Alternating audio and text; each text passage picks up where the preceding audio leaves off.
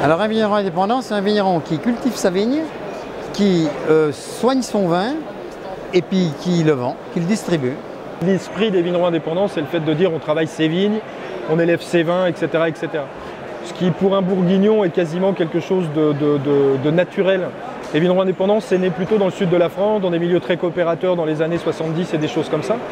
Les vignerons bourguignons n'ont jamais tellement connu ça. Je veux dire, bon, voilà, les coopératives en Côte d'Or, il n'y en a qu'une. Il y en a plus dans le Mâconnais, mais bon, sur la Côte d'Or, il n'y en a qu'une. Donc on a toujours été vignerons indépendants dans l'âme. Donc pour moi, c'est quelque chose de naturel. On va dire ça comme ça. Le groupement des vignerons indépendants a réussi à nous créer des salons qui sont très porteurs et bon, on les suit. On les suit parce que c'est rentable, on touche une belle clientèle, fidèle, et on revient. Moi, ça fait 25 ans que je viens et je continue.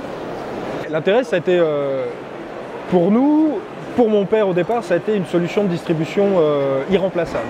Parce que c'était un excellent moyen de se faire connaître, c'était un excellent moyen de connaître les gens. Aujourd'hui, on s'est diversifié sur des tas d'autres marchés, aussi bien en France qu'à l'étranger. Ça reste un moyen particulièrement intéressant, valorisant pour nos produits et un avantage incontestable par rapport à des gens qui ne font pas de salon, c'est qu'on est en relation directe avec le consommateur final.